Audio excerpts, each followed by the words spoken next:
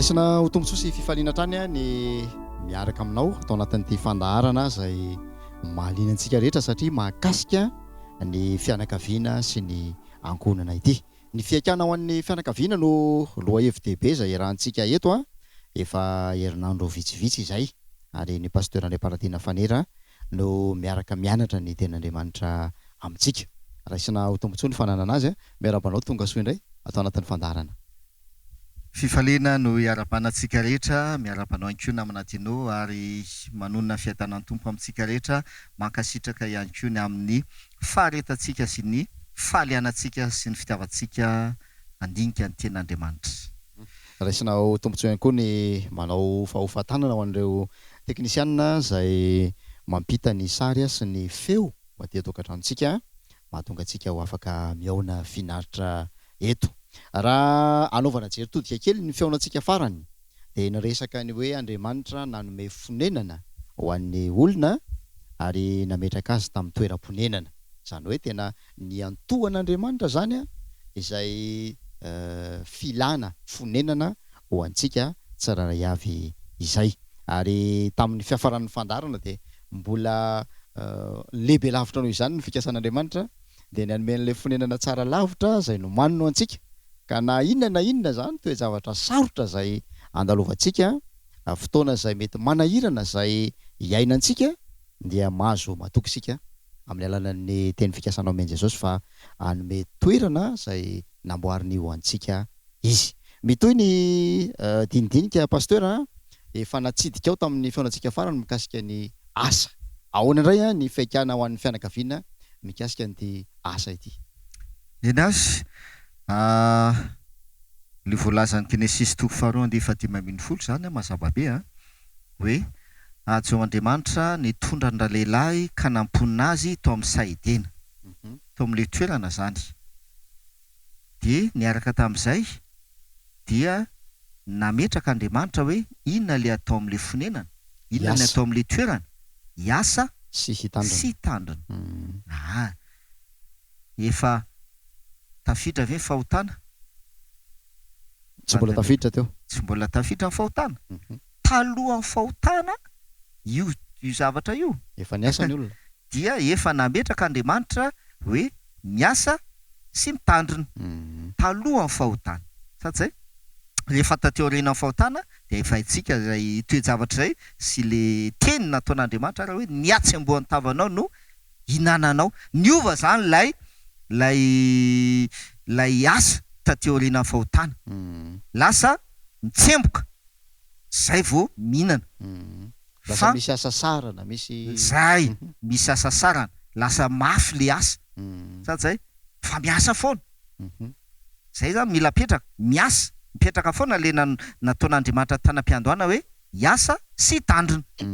Fa rehefa vokatry ny fahotana dia lasa niova le izy, lasa misasatra sisy. Fa natao hiasa zany ke ny olombelona namana dinoa. Zay le fiaikany zay. Nataon'Andriamanitra hiasa ny olombelona tompoko. Nomeny fonenana dia natao ny asa sy hitantana, hitandrina, za. Eo amin'izay tsika miditra. Mitovy le fonenana teo ihany. Hoe zavatra iainantsika amin'izao fotoana izao misy tsy manana fonenana. Satria sans abri. Misy sahirana amin'ny fahazahoana fonenana, amin'ny fipetrahana. Dia mitovy an'izay koa kay ilay asa. Zavatra iainantsika amin'izao fotoana izao ny zany. Fiaikana eo amin'ny ankonana zany, eo anivon'ny ankonana. Ny resaka asa. Manana asa ve ilay ankonana sa tsy manana asa? Ny asa ve? Azo namana dino tsara ilay izy. Fa andao vakintsika ny ten'Andriamanitra. Zay ilay mahafinaritra le baiboly satria tena mampahery ary manolo hevitra antsika ny ten'Andriamanitra. Dia izy dao vakintsika amin'ny Genesis 2:1-7. Genesis 2:1-7. Ary Andriamanitra nanao hoe indro efa nomeko anareo ny anana manitsambo rehetra izay ambonin'ny tany rehetra ary ny hazo rehetra izay misy voa sady manitsambo dia ho fihinana ho anareo ireny. Hitantsika eo zany zao fa Andriamanitra ozy izy laza hoe indro efa omeko raha tsara le fanazavana milisaka azy tsika io napitraka atao amin'ny saidena atao amin'le fonenana ny olombelona hiasa sy tandrina fa eto Genesis toko voalohany andiny fahasy amby roapolo de milaza Andriamanitra hoe indro efa nomeko anareo ny anana manitsambo rehetra izay ambonin'ny tany rehetra ary ny hazo rehetra izay misy vo sady manitsambo dia ho fihinana ho anareo. Ny fihinana tompoko izany manome ny hanina vakitsika fotsiny le baiboly de raha izay azavaitsika iza nanome hanina ho an'ny Adama sy Eva ho an'ny olombelona Andriamanitra.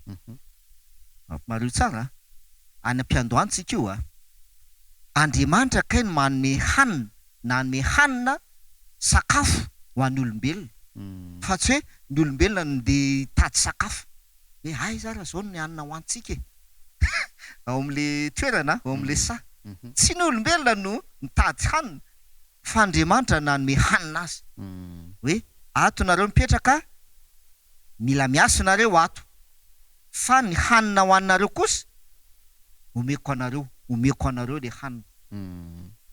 Tena lesona be zay fa iverenantsika de ho azavaintsika tsara le izy.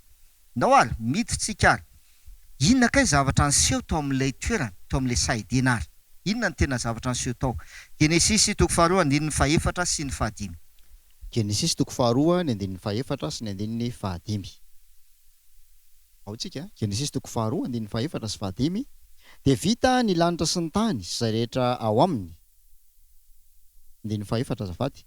Ary izao ny tantaran'ny lanitra sy ny tany tamin'ny namoronana azy de tamin'ny andro nanaovan'i Jehovahandriamanitra ny tany sy ny lanitra. Ny hazo madinika famboly de tsy mbola nisy teo amin'ny tany ary ny anana famboly tsy mbola nisy naniry fa tsy mbola nampilatsaka ranon'orina tambonin'ny tany Jehovahandriamanitra ary tsy nisy olona hiasa ny tany. Maro tsara jereo tsara le lazainy tary amin'ny ino sy Genesis toko voalohany andiny fahasy amby roapolo ao averiko le Genesis toko voalohany andiny fahasy amby roapolo. Ary Andriamanitra nanao hoe indro efa nomeko anareo ny anana manitsambo rehetra izay ambony tany rehetra ary ny hazo rehetra izay misy vo sady manitsambo dia ho fihinana ho anareo izany ireny. Zay ao vakitsika am'izay le toko faharoa andiny fahaefatra sy ny fahadimy. De amin'ny andiny fahadimy amin'ny fahadimy tena misy azy. Ny hazo madinika famboly dia tsy mbola nisy teo amin'ny tany ary ny anana famboly dia tsy mbola nanino izy nanisy naniry fa tsy mbola nampilatsaka ran'orana tambony tany Jehovahandriamanitra tsy nisy olona hiasa ny tany. Zay le hoe hiasa sy tandrina za aike zany le hanina omen'Andriamanitra le hanina anana manitsambo nomena fa lazainy eto tsy nisy olona niasa ny tany. Mazava tsara tsy nisy olona niasa ny tany ozy izy ary ny anana manitsambo mbola tsy naniry famboly ny anana famboly mbola tsy naniry teo ambony tany fa mila maninona ianao mila miasa ny tany ianao. Azo namana tino tsara mila miasa ny tany le olombelona de am'izay maniry am'izay le anana famboly mba ho fihinana ho an'ny olombelona. De ndao hamakitsika any amin'ny Matthieu toko fahaenina ary azavaitsika tsara io. Matthieu toko fahaenina andiny fa dimy amby roapolo enina amby roapolo raika amby telopolo sy ny roa amby telopolo. Inandray ny lazain'i Jesosy. Matthieu toko fahaenina ny andininy fa dimy amby roapolo enina amby roapolo raika amby telopolo ary ny roa amby telopolo. Zao mivaky ny teny. Ary noho izany de lazaiko aminareo hoe aza manany amin'ny anareo de zay hoaninareo na zay hosotronareo na ny amin'ny tenanareo de zay ho tafianareo. Moa ny aina tsy mihoatra noho ny anina fa ary ny tena noho ny fitafiana. Tsy njovo ny voromanidina fa tsy mba mamafy na mijinja na mitaona ho any an-tsopotra ireny ary ny rainareo zay any an-danitra mamelona azy mo tsy mihoatra lavitra ny reny fa ianareo andiny fa 1:30 de aza manahy ianareo ka manao hoe inona no hoaninay na inona no sotroinay na inona no tafinay fa zay zany rehetra zany de katsahan jentilisa fatratra fa fantatry ny rainareo zay any an-danitra fa tokony ho anareo izany rehetra izany. Zay mahafinaritra, hitanao manamafy an'le zavatra voalazan'ny Genesisy, ny zavatra nataon'i Jesosy. Indro efa nomeko anareo izy Andriamanitra any amin'ny Genesisy indro efa nomeko anareo ny anana manitsam-bosy ny voankazo zay mamoa mba ho fihinana ho anareo reny. Fa ny olombelona dia napetraka atao amin'le toerana iasany tany, iasan'ny tany zay hamboly ny anana famboly. Satria zay le voalaza hoe ary ny anana famboly mbola tsy nanino izy mbola tsy naniry satria tsy nisy olona iasa ny tany de ny anjaran'ny olombelona tao amin'le toerana miasa ny tany izy de mamboly anana faniry.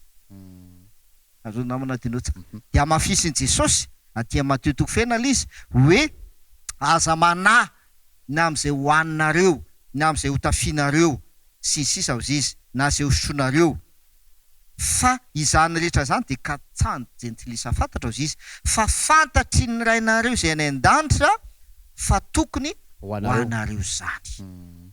Ravana malala inona ny fiaikana eo anivon'ny ankonana ankehitriny? Tsy ny resaka asa mba ahafana maninona mihinana zay le izy resaka asa mba ahafana mihinana, zay ny fiaikana eo anivon'ny ankonana. Dia sahirana e raha vao tsy miasa de tsy mihinana. Zay le fiteny de ny ten'Andriamanitra nefa milaza amintsika tompoko fa ny hanina iza manome azy? Andriamanitra manome azy. Andriamanitra manome ny hanina. Fantatry ny rainareo fa tokony ho anareo zany izy le hoanina, le hosotroana sy ny sisa de aza manany amin'izany izy Jesosy. Aza vaintsika tsara le teny fa ny ataonao tahaka ny nataona tany idena napetraka Andriamanitra teo amin'le toerana ianao iasa ao tsara sy tandrina. Inona ara zany tena tian'Andriamanitra ho ampianarina antsika ao amin'ny Tesaloniana 2:7-10 de milaza izy lay manamafy an'ilay tenentsika teo hoe ny olana ny fiaikana ankehitriny dia miasa mba hinana mba ahafana mihinana de miasa de manamafy an'izay le Tesaloniana 2:7-10. Tesaloniana 2:7 ka ny 10.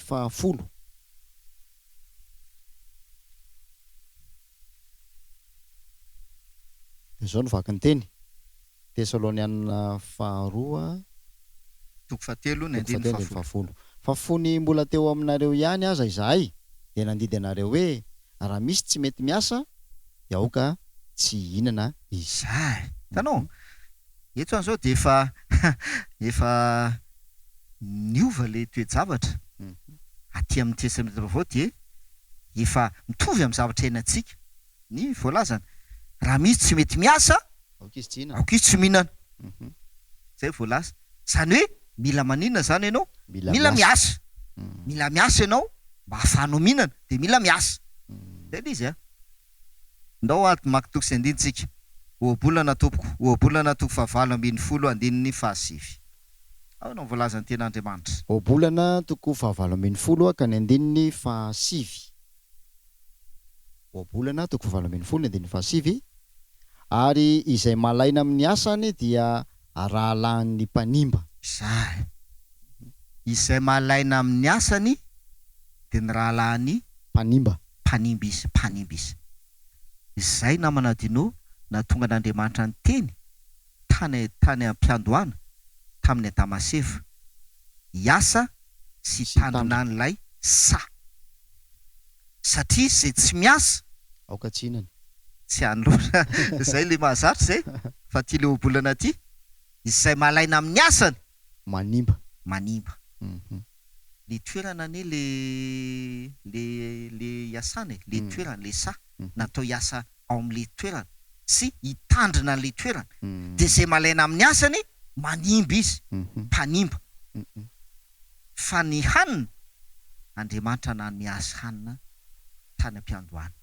Efa nomeko anareo ho fihinanareo.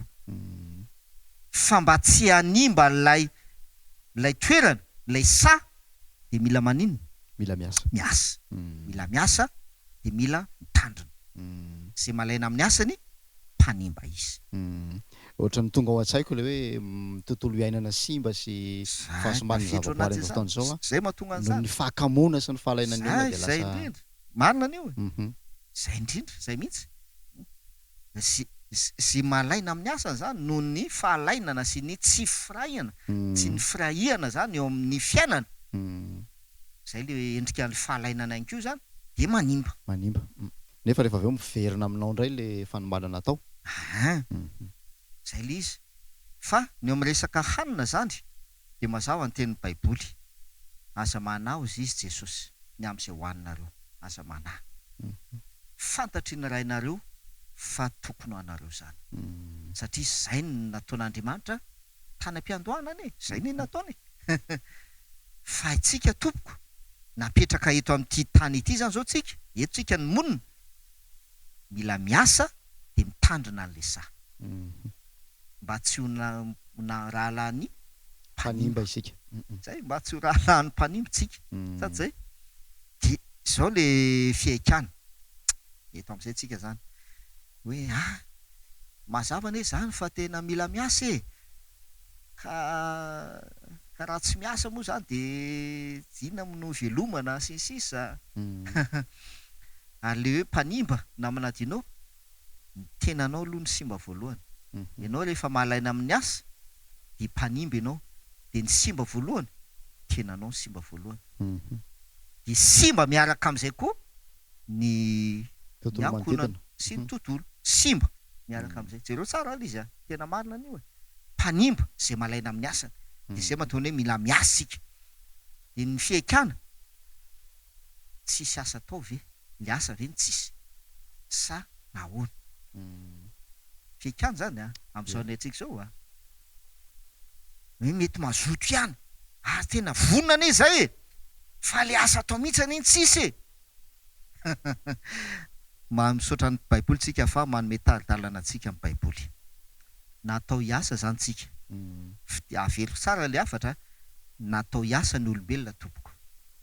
Ary natao hitandrina ny sa ny olombelona. Mba tsy ho mpanimba ny olombelona. Zay ny hanina Andriamanitra nanome azy hanina ho azy tany am-piandohana. Ary Jesosy mbola manamafy ihany koa fa aza manany zay hoaninareo fa fantatry ny rainareo fa tokony ho anareo zany. Inona zany le andrasan'Andriamanitra amintsika ary? Tahaka ny tany Edena hiasa ny tany. Ny anana famboly mbola tsy nani tamin'izany. Ao mbola tsisy olona hiasa ny tany. Satria mbola tsy nisy olona hiasa ny tany. Fa rehefa miasa ny tany ny olona de mamboly an'le anana fanely izy. Anana famboly. Anana famboly. Anana famboly. Mamboly an'le anana famboly izy amin'izay fotoana izay. Ndao antsika hijery hiditra lafiny fampianana kokoa na mivantana na pratika ao izy tsika. Ao amin'ny mpitoteny toko 1:15 mpitoteny toko 1:15. Ahoana mba voalazany ten'Andriamanitra ary? Mpitoteny toko 1:15 de zao no voalaza eo amin'ny 9. Asandratra ho ambony indrindra. Mpitoteny 1:15. Toko 1:15. Amin'ny maraina dia afafazo ny voanao ary amin'ny hariva dia azatsahatra ny tananao. Fa tsy fantatrao zay hovanona na ny teo aloha na ny teo aoriana. Na angamba samy hovanona avokoa izy roa tonta. Io manazava le hoe zay malaina amin'ny asany na mampanimba. Zay tsy miasa ao izy Paoly aoka izy tsy nanisy, aoka tsy nanisy. De miteny aika ny hevitra ao ambadika an'le izy. Tsy hoe zay tsy miasa de tsy mihinan-kanina, fa ny hevitra tianao ambadika de tia voalaza amin'ny mpitoteny ity. Amin'ny maraina afafazo ny voanao. Ary amin'ny hariva aza tsahatra ny asanao, zany hoe aza malaina ianao. Ka hoe efa niasa tamin'ny maraina efa tamin'ny maraina niasa na mafy aho tamin'ny maraina, aleo mba makamakaina après-midi, folakandro na amin'ny hariva. Tsy izay lazain'ny baiboly. Amin'ny maraina afafazo ny voanao miasa, amin'ny hariva aza tsahatra ny asan'ny tananao. Inona ny antony? Fa tsy fantatrao zay hovanona ozy izy, na ny teo aloha le tamin'ny maraina zany, na ny teo aoriana, na angamba samy miovanona izy anankiroa. Izay tompo ny fiaikana ao anivon'ny fianakaviana mikasika ny fivelomana sy ny asa. Io tena torohevitra marina mihitsy ary mitombona. Le olo tsy hoe ny asa tsy misy, fa io no tsy ambaratelo ary io ny antony. Le olona mianina fotsiny hoe efa miasa efa niasa ako tamin'ny maly, na efa nandeha niasa kely tamin'ny maraina, de mody amin'ny atoandro, de aleo mba mitsotsotra. De aiza moa ianao no tafavoaka? Fa ozy izy ny baiboly tsy fantatrao anie zay hovanona na le tamin'ny maraina, na le taty aoriana, na samy hovanona izy anankiroa. Zay zany le afatra. Sika le izy.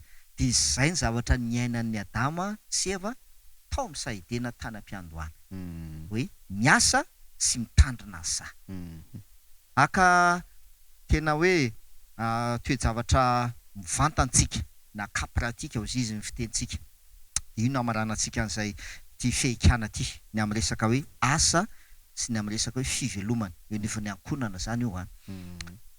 Ao amin'ny mpitolo teny tofaraka ambin'ny folo ihany izy, de ny andiny voalohany sy ny faharoa. Mialohana makinao an'io de zavaiko kely izy hoe raha manaraka tsatsika fanazavana, tsy hoe ny asa tsy misy, Andriamanitra nametraka ny olona hiasa sy tandrina. Dikan'izay le zavatra le asa tao misy, satria Andriamanitra anie no nanome an'le izy. Andriamanitra no mitondra ny olombelona tao amin'le toerana, de hoe ozy izy Andriamanitra, eto nareo mipetraka, eto nareo monina, miasa nareo ao de mitandrina nareo ao. De Adama ve tompoko, ny Adama sy Eva ve tonga teo amin'le toerana de manontany fanontaniana amin'ny resaka hoe Eva, inona moa zany le ataontsika ato? Ohatrany tsy sasany ato tsy izay le izy. Fa mazava be le baiboly efa vakitsika teo le toko sy andininy. Mazava tsara le Genesis toko faharoa andiny fahavatra sy ny fahadimy. De rehefa namorona Andriamanitra de mazava hoe ny anana afam-boly mbola tsy naniry, sy ny sisa mbola tsy nanana, fa mila olona hiasa ny tany. Fantany zany ny asa taony, fantatry ny olombelona ny asa tokony ataony tamin'izay fotoana izay. Ndao vakitsika ary aka cas pratikitsika. Totoroteny toko faraka ambin'ny folo ny andinin'ny voalohany sy ny andinin'ny faharoa. Atsy-pazo eny ambonin'ny rano ny haninao, fa ho hitanao ihany izy rehefa ela. Samy omeo anjara ny fito ary ny deny valo aza, fa tsy fantatrao zay fahoriana anjo aty ambonin'ny tany. Mazava le voalaza le ten'Andriamanitra. Torohevitra tena mivantana izy io. Dia ozy izy ny teniny hoe atsy-pazo eny ambony rano ny haninao izy izy. Ao amin'dika teny ombonana dia mazany de ho vakiko le izy, misy ato amikato zany, de izao no voalazainy ao amin'dika teny ombonana. Atsy-pazo eny ambony rano ny mofonao, fa ho hitanao ihany izy ndray androany. Very ve tompoko le mofo? Atsy-pazo eny ambony rano ny mofonao, very ve le izy? Ny haninao very ve? Tsy very. Ho hitanao ihany izy rehefa ela ozy izy, zay tsy hoe voalaza ao. Ho hitanao ihany izy rehefa ela, ho hitanao ihany izy ndray androany. Tsy very zany le izy. Io tsy ambaratelo na manadinao, fiaikana io ho an'ny ankonana. Baiboly de manolo hevitra ary marina ny torohevitry ny baiboly. Atsy-pazo eny ambony rano ny mofonao. Le mofo zay tokony hohanina, izy ty tiany hoaniko tiany fivelomako. Za raha aza mba misy zavatra hoanina, mofo. Izy ny Baiboly, atsipazo eny ambony rano le mofonao. Fa tsy very iny, fa ho hitanao iny indray androany. Inona ny tiany olazaina amin'izay? Raha miresakantsika resaka asa, na resaka fivelomana, na resaka fitantanana. Izay ilay antsoina hoe investissement. Le hanina mofo hohaninao, atsipazo eny ambonina rano. Azo namana dinao, zay zany anie le torohevitra ny amin'le hoe asa sy fivelomana. Torohevitra ny Baiboly zany zay azavaitsika. Fiaikana zay atrehana ankonana amin'izao andro iainantsika izao. Eo amin'ny resaka fivelomana, eo amin'ny resaka asa. Tsy le asa kay ny tsisy, na le zavatra ataony tsisy. Hoe sahirana ianao, inona ary ny zavatra azoko atao e? De mieritreritra be. Aika ny Baiboly efa manoro-hevitra. Ny mofonao, atsipazo le mofonao io. Aza hoanina le mofo, aza lanina le mofo, fa atsipazo eny ambony rano le mofo. Zay vao laza? De ho hitanao izy indray androany. Ndao toizantsika ny andinin'ny faharoa. Ahoana izy? Andinin'ny faharoa, samy omeo anjara ny fito na dia ny valo aza, fa tsy fantatrao zay fahoriana anjo aty ambonin'ny tany. Samy omeo anjara ny fito na ny valo aza. Nisa fito milaza feno. Sady zay nisa fito. Inemana no namorona an'Andriamanitra zao rehetra zao. Mitsahatra izy tamin'ny andro fahafito. Vita ny asa rehetra. Feno zany. Zay nisa fito. Fa eto ny Baiboly dia milaza omeo anjara ny fito. Feno zany le isa fito. Fa toizana. Na ny valo aza. De ninona izy? Ny valo aza. Mihoatra n'le fito ny valo. Sady zay? Mihoatra ny fito ny valo. Dikan'izay tompo, aza mianina eo amin'le hoe fito. Hoe efa ampy e, efa feno e, efa na de ny valo aza. Mihoatra ny dikany, mihoatra n'le fito ny valo. Mahafinaritra ny Baiboly e. Ary zay ny zavatra misy ankehitriny ny ravana malala e. Fiaikano anivon'ny ankonana, inona moa mahatonga ny ankonana sahirana amin'ny fivelomana? Satria tsy tanteraka ty teny ty. Manao zavatra ray, dia efa misy an'io e. Io ny fivelomantsika, io ny mamelona antsika isan'andro. Fa ny Baiboly dia milaza omeo anjara ny fito na de ny valo aza. Ny antony, marina be ny antony tsy fantatrao sy fahoriana anjo ety ambonin'ny tany. Tonga siklôna, mivarotra no asan'ny fivelomanao, zay ihany, tsisy ankoatran'izay. Tonga siklôna, tsy afaka mivarotra, inona ny fivelomanao? Sahirana ianao. Sahirana ianao. Zay mahatonga Baiboly hoe omeo anjara ny fito na de ny valo aza. Satria tsy fantatrao zay fahoriana anjo ety ambony tany. Ndao vakiko ny dikateny diama tompoko.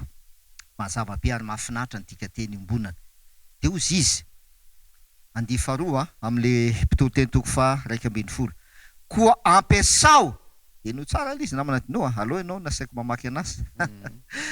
Andihin'ny faharoa. Andihin'ny faharoa. Dikateny imbonana io DM. Koa ampiasao amina sehatra asa maro ny volanao, fa tsy fantatrao mihitsy zay loza mety hitranga eto ambonin'ny tany. Zay. Mazava be a? Fampiasam-bola. Zay le hoe omeo anjara ny fito na de ny valo aza. Zay le hoe atsipazo eny ambony rano ny mofonao. Akely lazainy ato de hoe koa ampiasao amin'ny sehatr'asa maro ny volanao. Fa tsy fantatrao mihitsy zay loza mety hitranga ety ambony tany. Zay le hoe mitsinjo ny vody andro Amerika hozy ny malagasy. Iny e, fiteny mahazatra antsika zay. Fa eo amin'ny fampiarana na amin'ny pratika an'lisy na manatino tsy arak'izay. Sady zay? Fa hoe mitsinjo.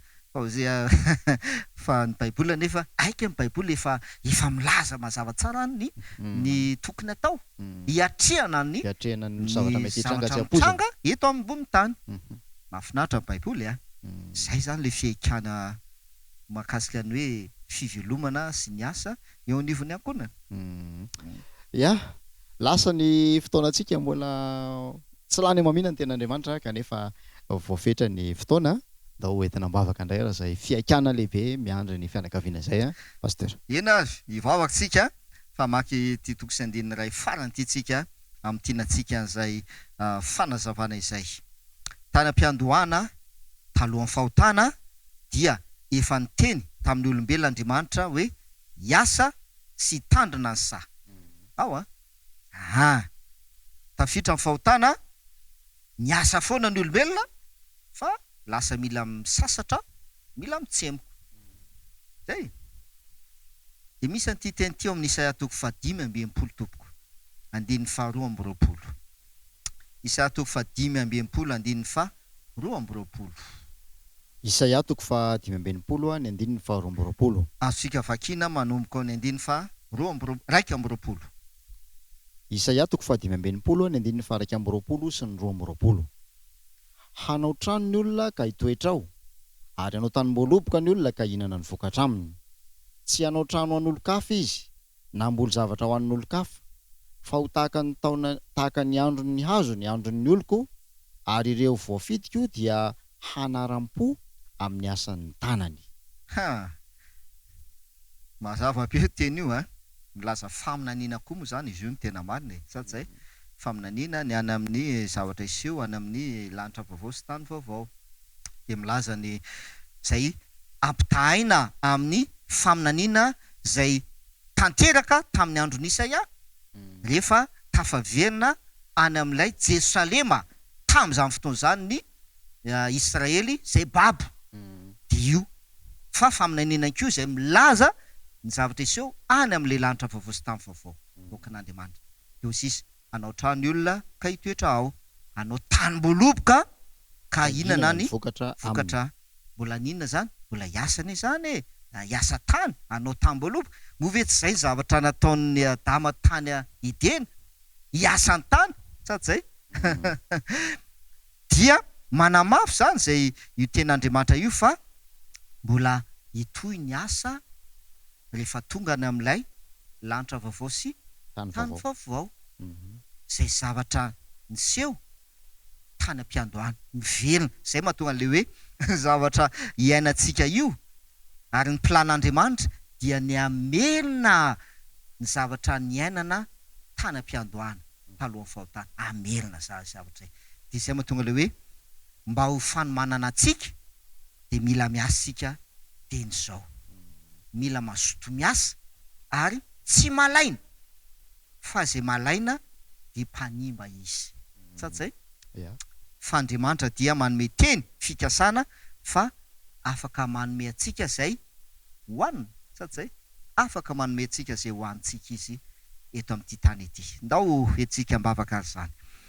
Raina izay ny an-danitro misotro ny amin'ny teninao, tena miatrika fiaikana ny fiainanay, ny ankonana eto amin'ity tany ity, ny amin'ny asa fivelomana hanina, sakafo. Tompo mazava ny teninao, ianao dia afaka miay anay, manome anay ny hanina satria fantatrao fa tokony ho anay izany. Ary izay kosa dia napetraka eto amin'ity tany ity mba hiasa sy hitandrina azy tokoa ka tsy ho mpanimba araka ny voalazan'ny teninao. Dia manolo hevitra anay ianao ny amin'ny tokony atao eo anivon'ny ankonana, ny amin'ny asa sy ny fivelomana, ka mba hanana ny tsirairay avy fiadanana, fifaliana miaraka aminao. Mandra-pahatongana amin'ilay lanitra vaovao sy tany vaovao zay hiarahanay mitoetra aminao, ka mbola hanatanterana koa ilay teninao hoe hanao tanim-boaloboka, hihinana ny vokatra ny voaloboka sy ny sisa amin'ny fifaliana miaraka aminao mandritra mandrakizay. Mitahiny tokantrano tsirairay avy amin'ny anaran'i Jesosy, amen. Dia isaorana ny faharetanao nanaraka ny fandarantsika, isaorana ny pasteur André Paradina Fanera izay nitondra ny famelabelarana mikasika an'iny asa iny isaorana ny teknisiana izay nampita ny sary sy ny feo dia manao mandra-piresaka, mandra-piteny eo amin'ny manaraka indray veloma.